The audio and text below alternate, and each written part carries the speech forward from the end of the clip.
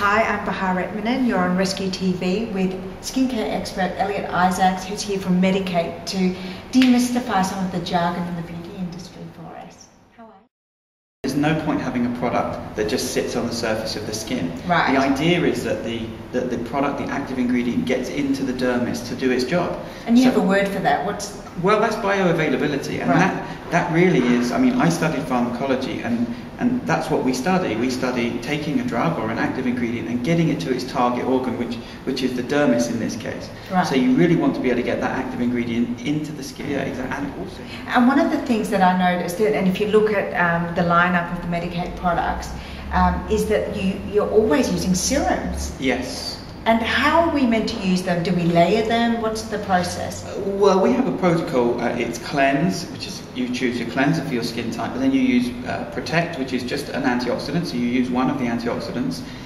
You correct, so whatever skin problem you might be looking to address. Usually, well, if you have a few. If you have a few, you can use many. But retinol, I would recommend at night. Is a fantastic product for everybody to use. If your skin can tolerate it, then retinol, you'll see amazing results. Yes. And growth factor is another product that I would recommend that people try. It's just out actually now. I want to talk about growth factor serums because this is a real buzzword in the beauty industry. Okay. It's something that's probably a little bit misunderstood. It sounds very scientific. What is it? Well, I suppose the easiest way to explain is a growth factor is a molecule which tells the cells what to do. Okay. So the cells are kind of proliferating at a normal rate.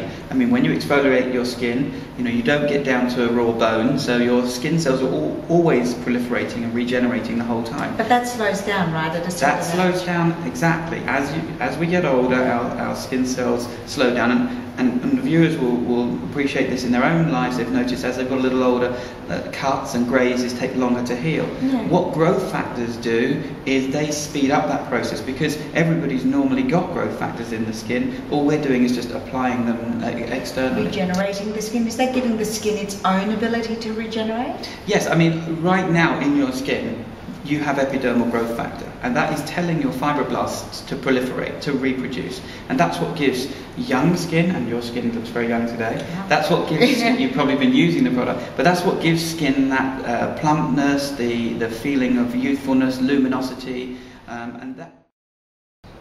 Elliot, something that we've been talking about on Rescue is a great concept that is around the ABC of skincare. Yes. So you've taken a very different approach to anti-aging in that claim, because normally people are talking about cleansing and moisturising and toning, but you're talking about really nourishing, feeding, repairing the skin.